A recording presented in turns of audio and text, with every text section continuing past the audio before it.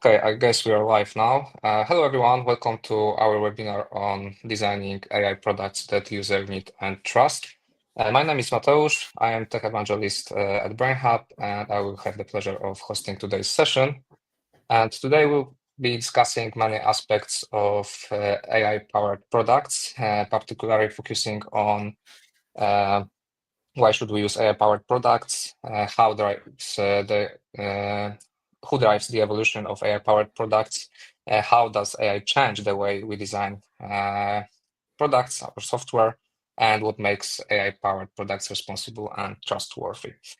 Now I would like to introduce our special guest, Jakub Wujek, product design AI specialist at STX Next. Jakub, could you please tell us a bit more about yourself? Yeah, sure. I will do my best. So, in STX Next, I'm basically a UX designer or maybe product designer because to my role are also during my work I also trying to consult, not only design solutions, but mainly in the last year I focused on AI products because this is really hot topic and it really catch my interest.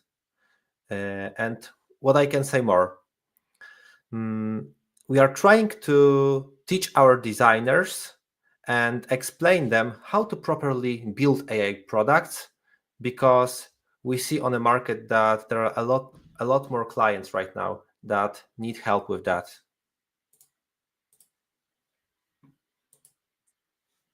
Okay, thank you. And okay, I would like this webinar to be interactive, so I encourage our viewers to ask questions throughout the session.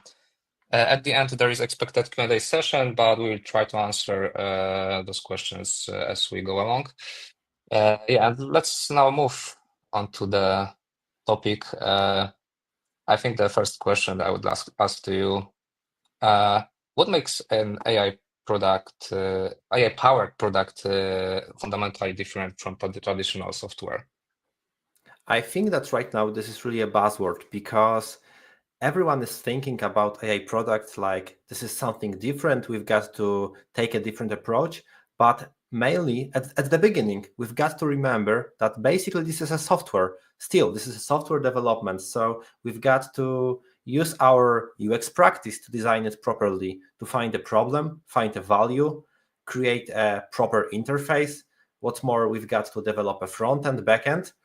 But I believe when we are talking about AI-powered product, we think about those specific models that do something extraordinary. For example, we've got a lot of AI-powered product, I believe, in the last decade, but this buzz around AI is basically caused by LLMs, I believe, because we've got AI assistants that can talk with people. We've got new interfaces that allow users to interact with them. And this is that main difference we see right now, because we've got totally custom interaction with each client, with each user. And basically, we don't know how to predict the output.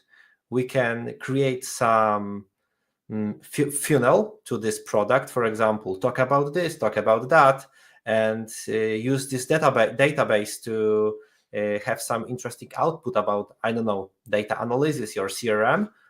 But basically, this is not deterministic. So we can't determine the whole development, and we basically don't know the output until we prompt it.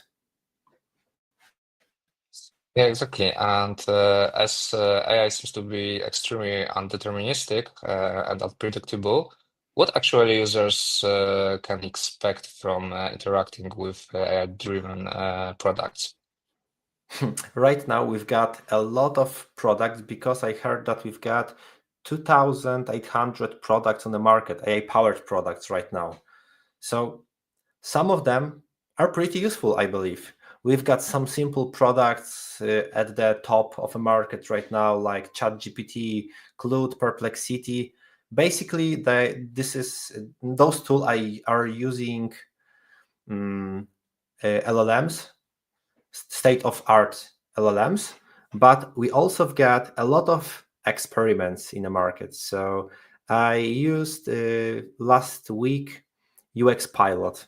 And first I thought, wow, this is really impressive because I've got something that can design mockups for me. And probably all UXs will lose their job. And that's not true, basically, because when I was trying to design a whole flow, for example, three mocks next to each other, they were in different color palettes. And basically, they were totally different. So, this is not perfect. This is really interesting usually, but in a lot of cases, not perfect still. Yeah, and as you said, those are experiments. And recently, I found a research that says that many quite complex problems AIs solve not in a great way. There are not very wonderful outcomes. And there is a question from me. How can you identify problems that AI actually gives real value instead of just Mhm. being just a buzzword? I believe that creating a proof of concept is a good way to check something. Of course, firstly, mm, we've got to think about our problem because probably for that problem will be a lot of solutions, and then only then we can think about if AI can help solve that problem better than classical software or not, because usually software is enough. But sometimes, for example, when we want to create a chatbot, but not classical one, chatbot that will go through our all mails and will choose the most important information about, for example, our daily tasks, or maybe we'll talk with our client and help them to decide what product they want to buy. And this is something that we can't predict with normal software development. So firstly, we've got to know the technology and their limitations. And this is the point when we can think about implementing them in our products.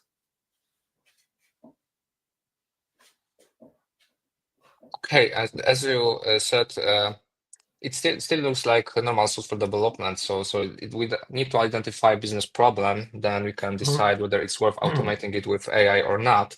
The question is, how do we know that? When it is more worth to automate something with AI, and sometimes just stay with a current deterministic solution. Are there any key criteria that can help in deciding whether AI is worth or not? What do you think? So basically, right now, when we are talking about AI, it usually looks like a magic wand because uh, when we want to do something with our data, because data are in the center of this product. So uh, ML developers usually say, or AI developers, trash in, trash out. So when you've got really crappy data, there's a problem because you can basically use them. And when you will start with low quality data at the beginning, the output will be probably terrible. So firstly, we've got to have good data. So when you are thinking about AI tools, and I will scrap everything from the internet, basically it is probably a bad idea because you do not know the quality of the data. So this is the first criteria, I believe is really important. And second criteria, hmm, when we want to do something with those data that wasn't possible before. So this is our light bulb that, okay, so maybe there's an AI model that will help us with that. Because previously you had to think step by step, what do I want to do with the data? So I want to take those numbers, count it, and do something with that, and then connect with an API and etc.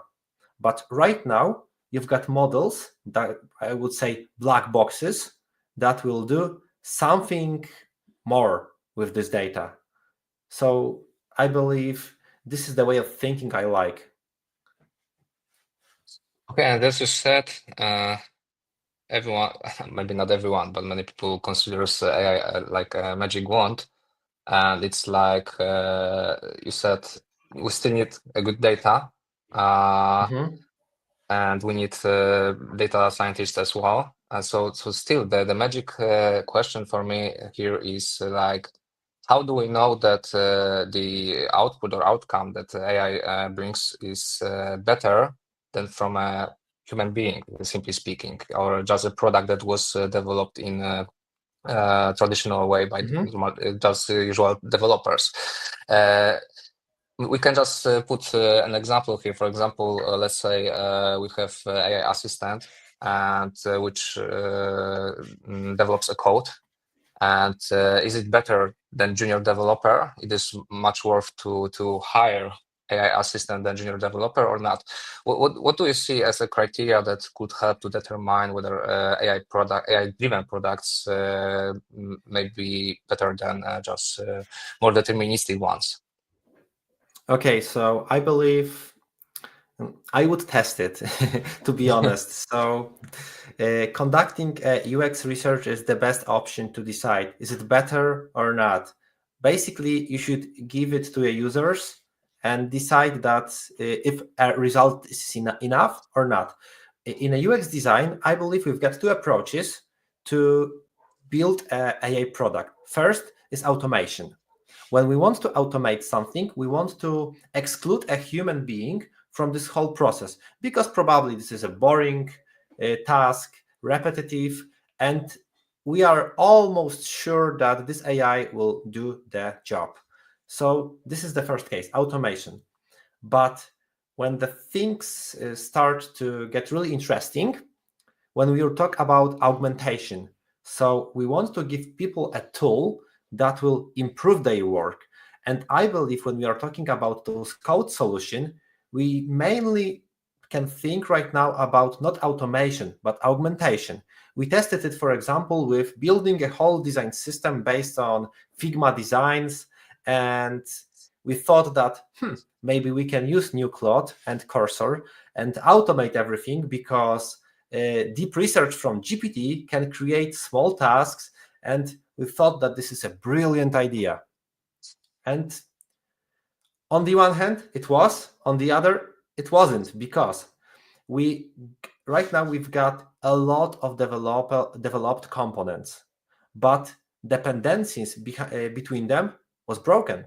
So in hands of experienced front-end developer, for example, it would be really nice because he will be developing 200% of daily basis, but in hands of experienced developer. So this is probably the reason why juniors right now have a problem with finding work, because we've got still the same amount of developers in the market.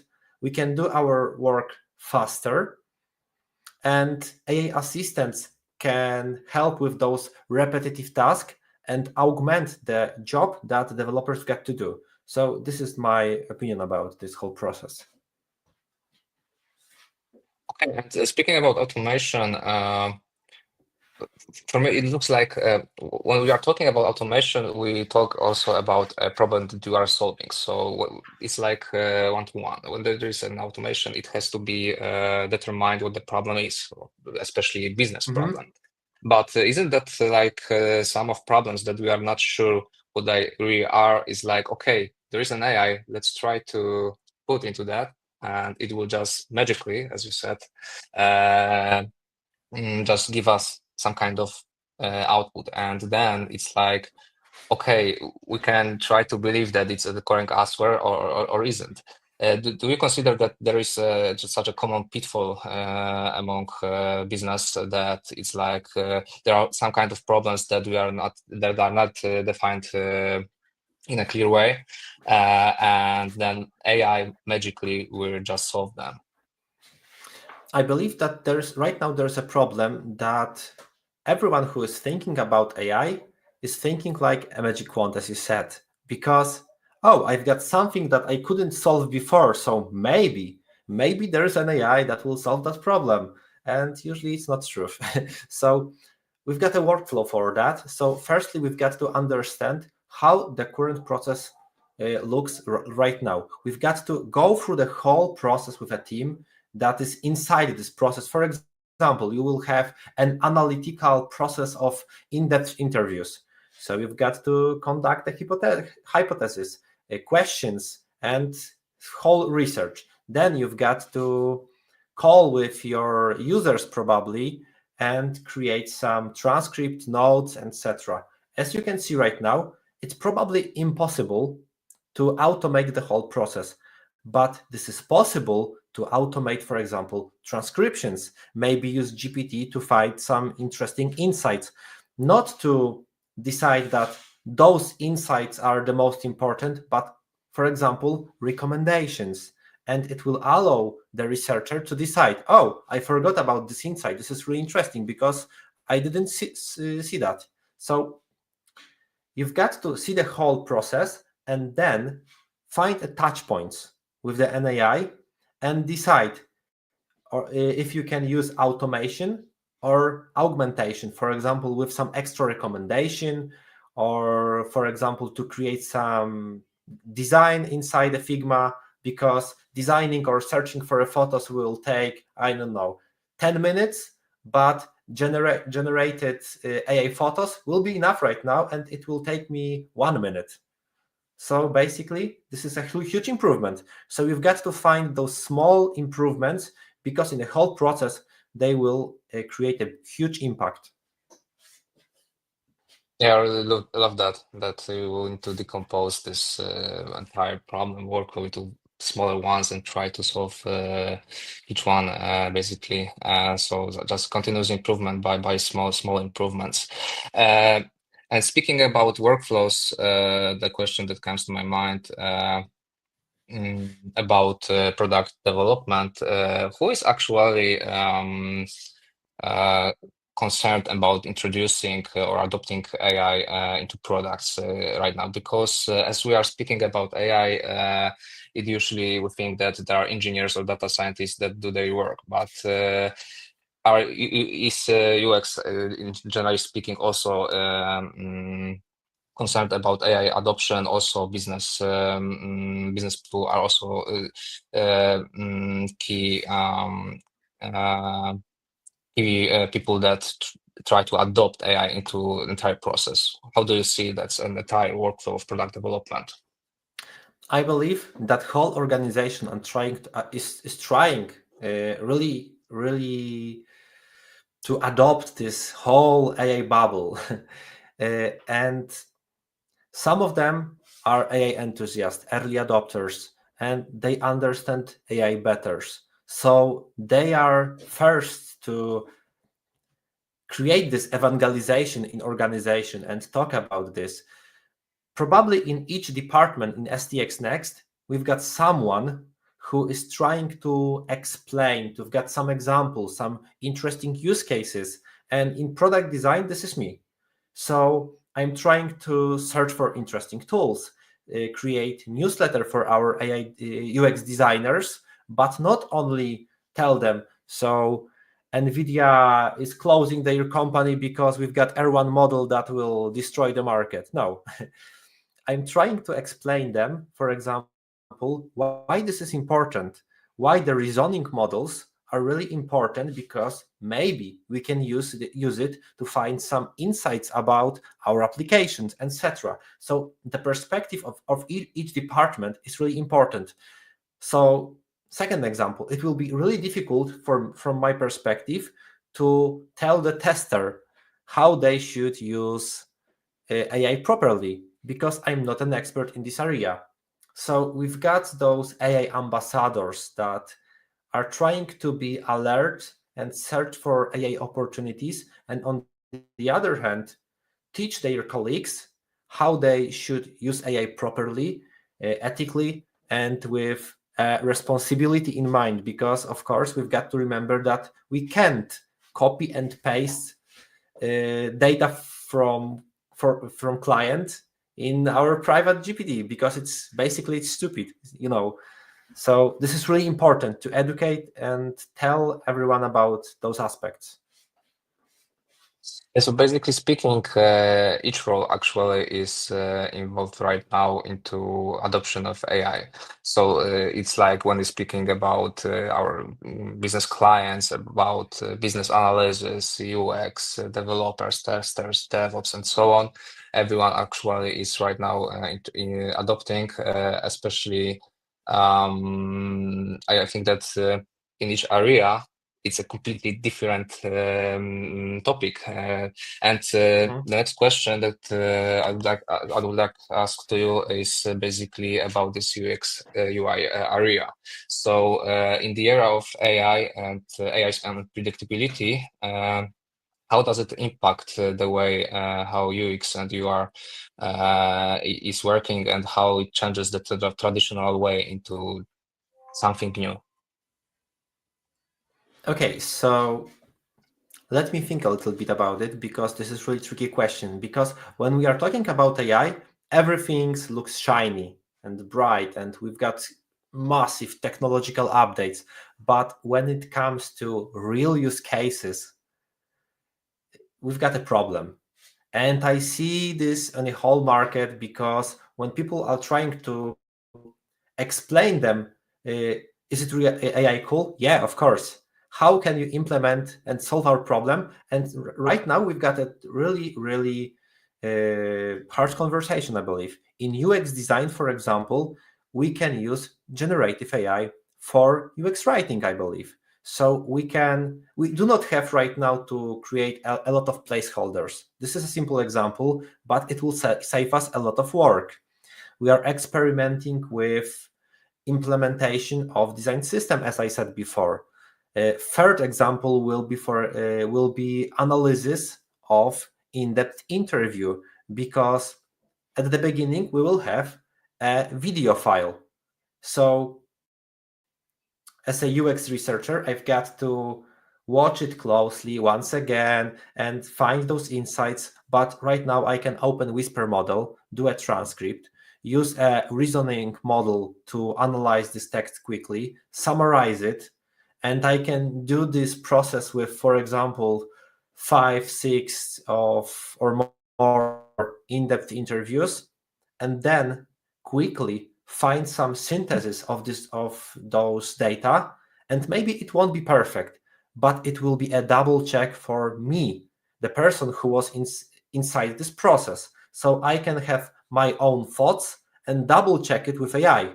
And this is really cool because I usually see that, oh, I didn't thought about this because I thought that this was irrelevant, but AI can see those connections sometimes. So, this is a code review for designers, basically. And we've got to stay alert and search for those small improvements day by day, because we've got a lot of new technology week by week. Yeah, and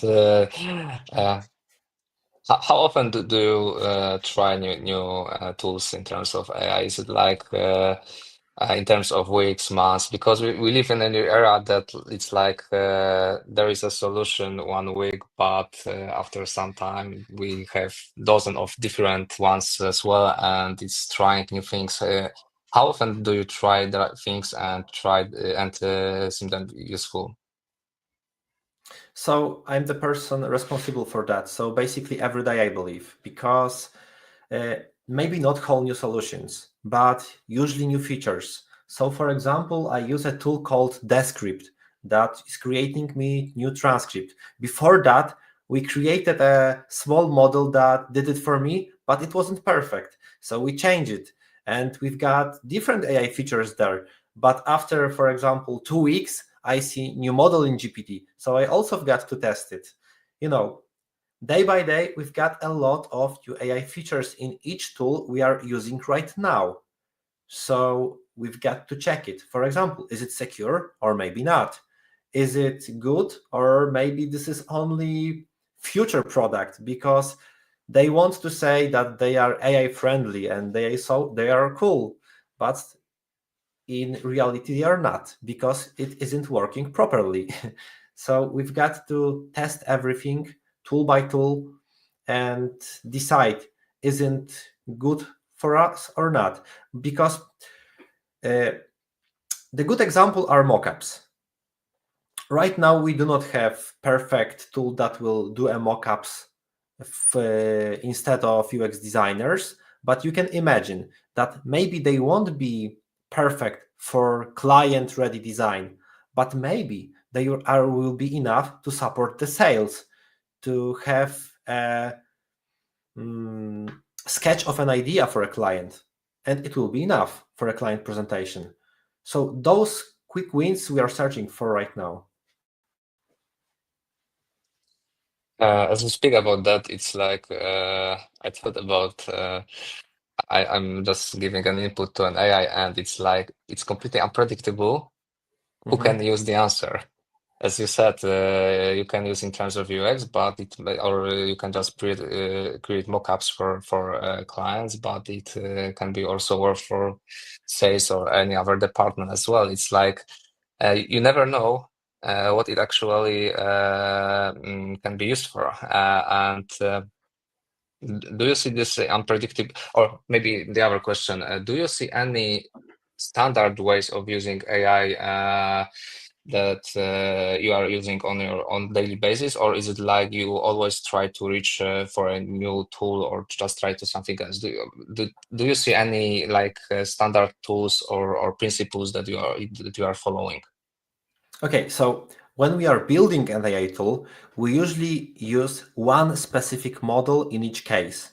So, as you can imagine, when we will use, for example, GPT-4o, it will be always GPT-4o. So we can more or less predict the result of our task because this is still the same model. We will use different data but similar prompt all the time. So we will have probably 95% of the success.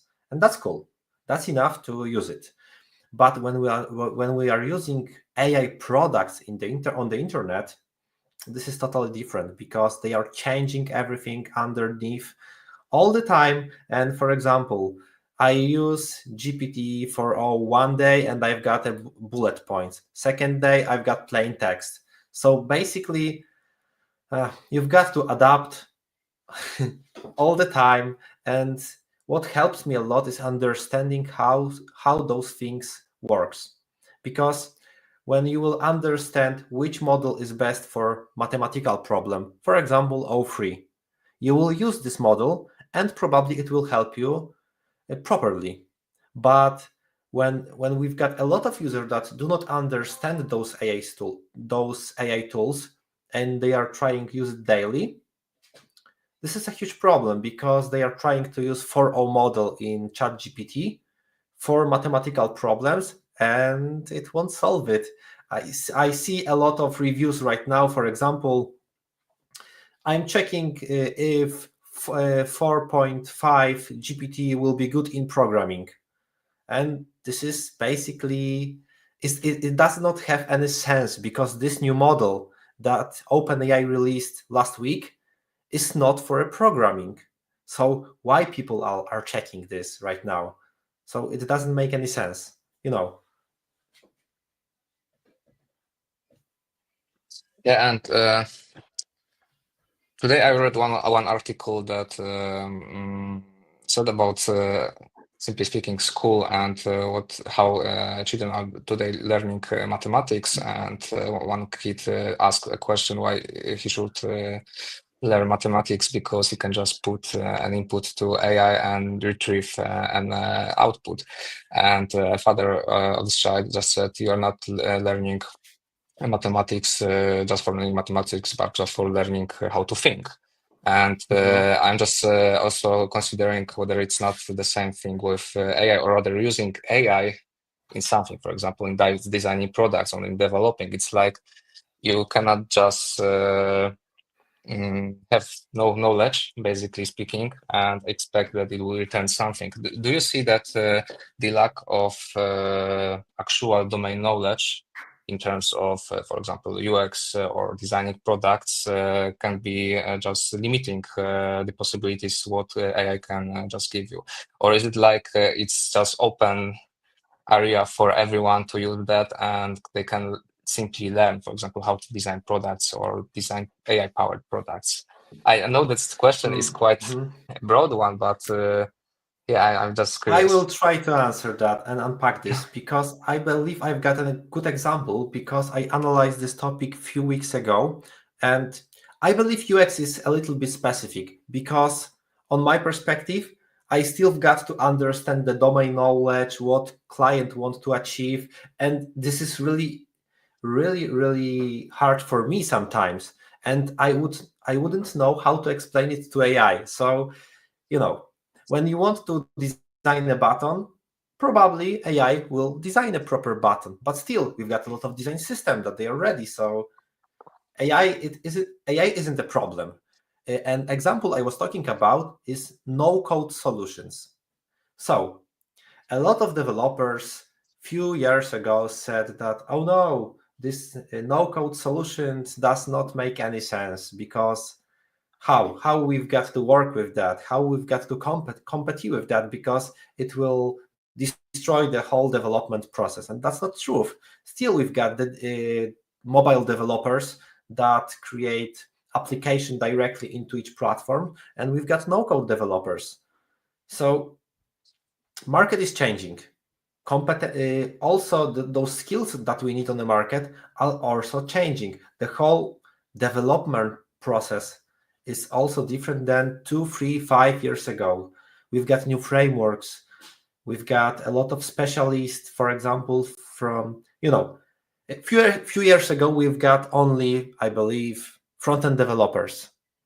Right now we've got front-end for React, front-end from Vue.js, etc., etc. So there's a lot of specialization. Yeah, and in terms of um, development and UX, could you please tell me, do you find any practices or best practices for designing interfaces that help users trust AI-driven decisions? From my perspective, I had a chance to analyze deeply recommendations from Google because my course for AI product designers in STX Next was based on that. And there was one important thing. We've got to be transparent. So when AI got some recommendation for you, you've got to be really careful in this explanation. Why did you choose this option? Maybe you choose this running path because it's dark and it's easier at night, or maybe you were tired last time, so I picked easier track for you. This is really important because when people understand why my AI choose this one instead of different option, they starting to trust artificial intelligence. And of course, we've got to be still critical because, for example, LLMs can hallucinate. You can trust them, yeah, of course, but then you will have 100 fake links for LinkedIn profiles you want to search in GPT. You know, probably they are trying to solve that because newer model won't hallucinate that much, but still, this is new technology and we've got to be careful. Yeah, and how product can be designed so that is transparent and is not actually overwhelming users? Could you explain it me a little bit better, your question? How can product teams design AI systems that are transparent, simply speaking? Mhm.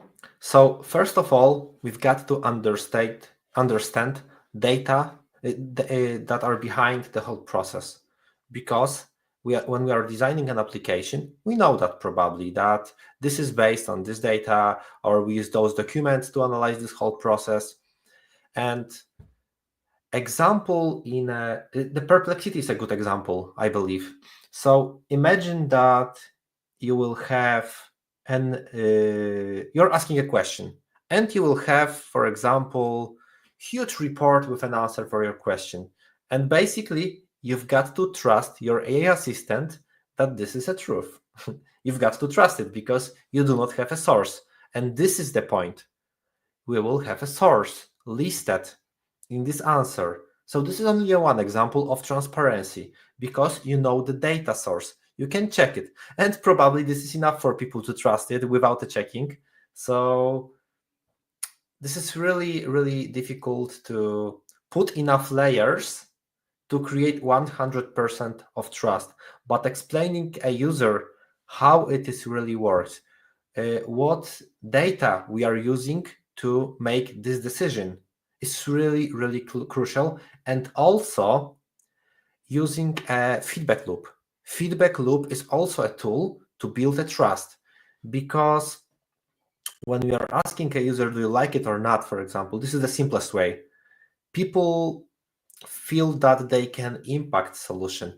And what's more, after few reactions from a user, when they will see that this AI really changed. In Spotify, we can skip some songs in our queue, and after some few skipped songs, we will see the different. For example, we are listening rap, we will skip it, and we will hear a rock music because we also like it. So then we think, oh, I can trust my Spotify algorithm because it reacts on my feedback. So first is transparency, then is feedback loop, I believe. And also giving, the third option will be a giving an alternative path. So you can imagine that you are trying to scan your product because you've got an application that will add everything from your fridge to your application. But actually you can't scan a banana. You did it twice, and your application doesn't know what you've got there. So then you will have alternative path, and you can type it manually. So then I'm not frustrated. I won't uninstall this application because I've got different option. So this is the third mechanism basically for UX designer to not to work with this frustration that something won't work sometimes. And I really love that your answer about feedback loop because it reminds me somehow about how we just work with people. It's like we also need to trust them, and of course they are not always correct in everything, but there is a feedback loop, so we can just learn and learn, and there is a continuous improvement. Conversation, actually. Yeah, it's like actually a conversation. Yeah, and as you said about. Feedback loop, likes, dislikes, alternative paths, and so on. You can find it, for example, in ChatGPT, and I found it really useful as it really changes the way how it works with me and improves a lot. Uh, my question maybe a controversial one. Can we consider AI as like another human being that we are talking with? It's like isn't this the way exactly how we work with people in terms of how we currently try to work with AI? This is a huge problem right now, I believe, because people see a human being on the when we are talking with LLMs, we see something that is really, really similar to human behavior. So we start to treat it like a human, but it's not truth, basically. So you've got to understand how it works, how it can make mistakes. The AI won't tell you that, oh, I will do your task no matter what happens. So it will be always happy, it will be always enthusiastic, and it will always give you fake data if you need it. So still, the best option is to be critical and aware that this is still a software, pretty complicated one, but still a software. Yeah, and in terms of considering it's still a software, low regulations are in place. Like, for example, let's say there is a product that automates something, and that there is an accident. Who is responsible for that? Is a human who created those data, or just trained this LLM, or basically AI itself? How do regulations actually shape products nowadays? I hear that difficult question started. So let me think about this, because I don't know right now probably proper answer, because the law is not straightforward with that. Probably we've got a lot of cases, and you've got a lot of perspective there, because you can think that AI autonomous car hit a person, okay, but maybe it saved a lot of people, because in a previous situation we don't know about it, it make right call, and it's really hard to decide is it good or not. So we've got also AI Act in Europe that it's still in a early phase, because we do not use probably right now a lot of regulations we've got there, but there's a triangle with risk factor of there is a triangle with risk factor in this AI Act. And for example, you can't use uh, freely AI that will affect human being, you know, and there you've got to be really careful with your decisions. So people are trying to create some interesting laws that will help us to decide when we've got to be extra careful. So for example, I believe that in the future AI will be able to tell a doctor the diagnosis, but the doctor will be a person responsible for accepting these recommendations. I also heard really interesting research, but you've got to be careful, because I do not remember where I heard that doctors with AI have got a similar percentage of good diagnosis, but AI without doctors had better one. But actually, we do not trust AI, because we do not know how the AI made this decision. Of course, LLM probably can explain it, but still, we trust people, and then we will know the person who is responsible for that decision. And we live in society, and this is really important to know who is making the decision. So probably this topic is for people smarter than me to decide which direction is the best one.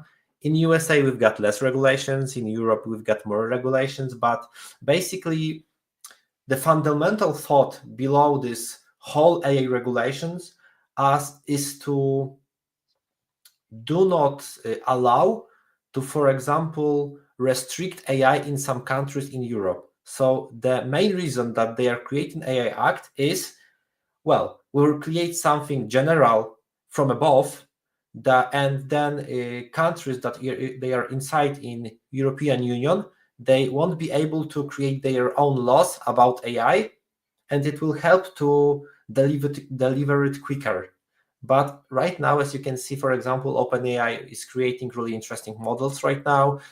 We had to wait for a deep research. Right now, we are waiting for GPT 4.5. So when we've got, for example, 2-3 weeks, it's okay, I believe. But still, we do not have Siri, a smarter one probably, but I do not believe that. So we will see.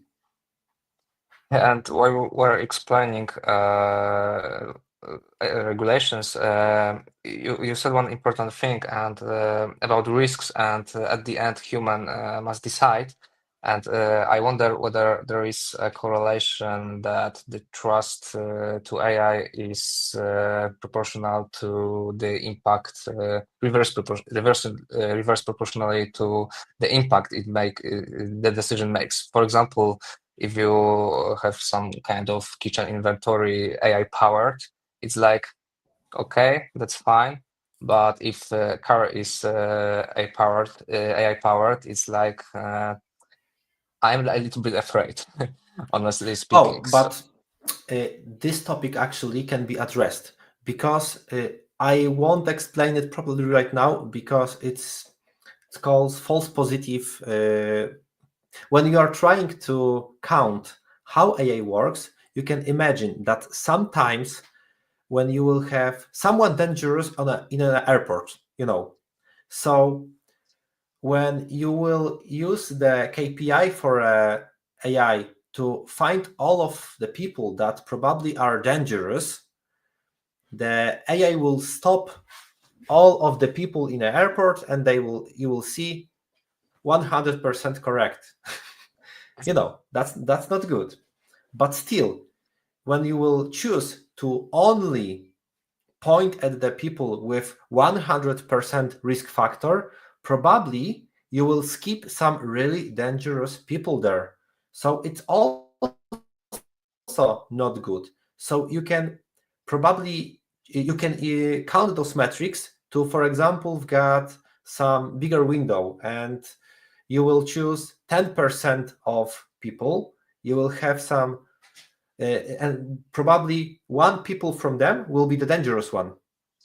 And this is really important role of an engineers and probably business analytics to decide which factor is the most important. Because when we are talking about kitchen devices, as you said, it's not that important. When we are talking about Spotify algorithm, we can experiment, but probably we can't skip someone with a bomb on an airport, So then we will have use some better analyzed AI system. Yeah, and as you said at the beginning, we are still in an experiment phase, and it's like we can experiment with kitchen inventory or some products that have low impact. But in terms of human life, for example, or basically about our security, it's like we cannot experiment there actually. So one question that comes to my mind is like, how can we determine that we have this level of trust that we can actually accept AI as directing some area or a product or something? Is there any specific measure? Do you find any measures that can simply determine that AI will just prove better results? It's totally case specific, because for some of AI products, this margin of mistake is totally okay. But with some of them, we will have to choose something safer. I had an example inside my course that, so for example, airport example, but with ships. So when the person got to spend 2 hours and check all those ships to find a wolf, 2 hours, a lot of time daily. And AI will choose 10% of these ships that they are probably a wolf, and our farmer will only have to spend, I don't know, 10 minutes. It's not counted, but 10 minutes to check those ships. And we've got a lot of that this farmer saved a lot of time. So sometimes it's good enough, because we're using AI to save a lot of time, and this is the most important thing, or to make something better, to predict something. And still, we do not need perfect result, but when it's still in our, I would say, in our risk factor window. So this is still okay. It will help me a little bit. Maybe it's not a perfect solution that will solve all our problems at the beginning, but maybe it will help 80% of our clients. But it will redirect 20% of our clients to me, and they will talk with a human. So still, this is a good result. Yeah, and as you said, you can just simply always at the end use the help of human.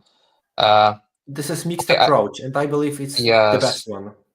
The best one is like an augmented approach. It's like the human at the end can help or decide, but he's augmented with the possibilities of AI. And I do believe that it's the most trustworthy solution right now that everybody will at least partially accept.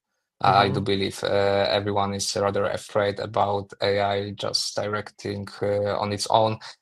For example, as a developer, I've heard about the idea that let's just create code generators that are completely code generators that are completely independent from coders. Coders just give requirements, business Mm-hmm. requirements to be specific, and just leave it. We do not look at the code level. We just expect it's working. And it's like, Mm-hmm.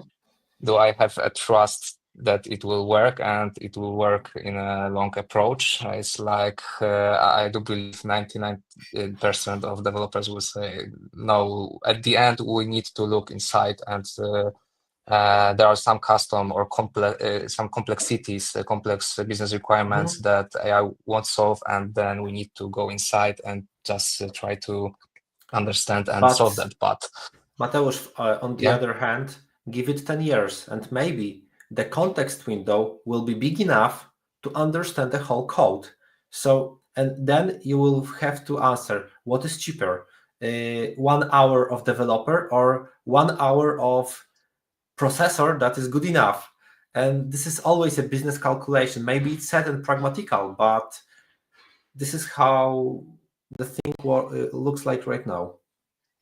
yeah, and as you mentioned at the beginning, we still consider AI like something else, but in fact, it's still just a normal product development or software development. So the profitability metrics is still in place. It's like, as you said, in 10 years, AI agents can code better than humans, and it will be much more worth to just hire them actually than It humans. will probably it will solve some problems and cause another one. So yeah.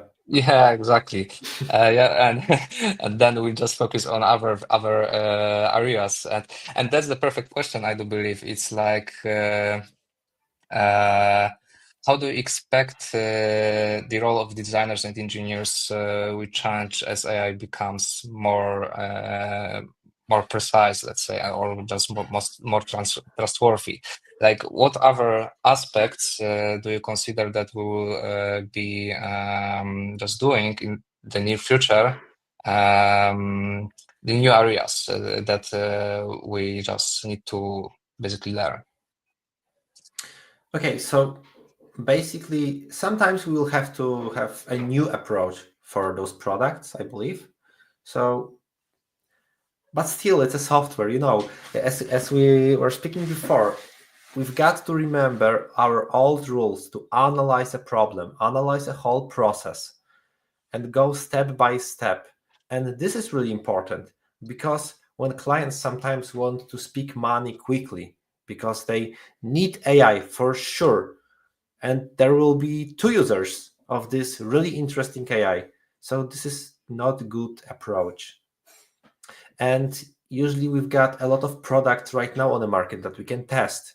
So going with the flow of this huge hype right now, I believe it's not good because waiting a month or two won't kill our business, and spending this time on calm analysis of a problem, of tested solution, this is really important, tested solution that probably works, not the newest one, because we do not know their flaws, their bugs and problems. Maybe the newer model will be hallucinating all the time, you don't know that. So this expansion of AI is really quick and it's really hard to be up to date. And sometimes when I'm talking with my family, they are talking about, well, we installed installed GPT, and I'm right now with a third model with a Grok, testing Grok, Perplexity, etc. So you know we've got to be calm. It won't change the whole business in a one day. And really interesting number. Probably around 5.5% of small businesses in Poland uh, are using AI right now. 5%, so there's still room for improvement. And probably upcoming year will be a year of trust. Maybe the next year will be a year of transformation. Right now, where I'm trying to talk about this change is happening right now. I see that people do not trust AI still. They are curious, but they do not trust. Only early adopters are aware of this change. So developers, ML engineers, etc. have got to wait a little bit because it will come up with this huge wave of a lot of, I believe, important implementations, but still, it's early. We are testing a lot, we are looking at a lot of improvements, and upcoming years will probably solve a lot of problems using AI systems. Yeah, and I recently talked with one of my colleagues, one of developers, about AI adoption, and he asked me about tools and what they should use in terms of AI because they do not find it very useful at the moment, and it was quite interesting. Why? It was like they are still using some tools for code assistants actually, or code generators like Mhm. Copilot or SuperMaven, but it's like they're not using them a lot. They are not 100% correct, and they need lots of augmentation from people, and that's all the tools that they are using. And after a few years, actually, of let's call it AI era, it Mhm. really looks like a very low adoption of AI tools. So let me ask you, I do believe the final question before Q&A session. And to our viewers, you can still ask questions to us. We'll try to answer them at the end. So the final question from me is, what major trends will define the next generation of AI-powered products? Hmm. It's hard to say, to be honest, because everything is changing so quickly. Uh, I believe that this agentic approach is still at the top peak in this year, and we are trying to use this chain of thought methodology, architecture, I believe, because people right now are trying to understand what those small tasks they can automate, where they can use LLMs to improve something. So the best option to understand it is, for example, when you've got no code node system, no code, no code node systems, when you can see each node at a time. So, for example, you will see that here you've got an automation and it will do something with your document and it will send it somewhere to your API, to your CRM, etc. And you're thinking, we can add here a small agent that will do only this one thing. So I believe this is one thing, to understand those small improvements. This is a trend. People are searching for those small improvements. And the second one is merging them with in a bigger chains. So this is basically chain of thought. We want to do one thing, second, third, and fourth, and then magic happens. But result is unpredictable because you're merging four huge models with each other, and probably it will, when you will have probability of success at the level of 90%, you can count it quickly and it will be low. I really love the answer as yeah, just small improvements, and then organically the bigger solutions will appear. And this reminds me basically about how organizations are being created. It's the same workflow. It's like we are solving one problem, we connect with other problems, and organically organizations just appear, and AI in such terms can this basically the same pattern here. I've got one advice, I believe, to all of the companies in the Polish market and etc. in the whole world, to think about the data you've got, because a lot of company does not have proper data, and this is a fundamental thing to create really smart AI systems. When you do not have good data, then you won't have a good AI. So when you are working with GPT, you are an expert. You giving a hint and the knowledge to AI, and ChatGPT can work with your information and give it prepared or changed, for example, for LinkedIn, for a YouTube movie, create your presentation, but you are an expert. And the same thing is with a company. When you will have an really good data for example, last 2 years,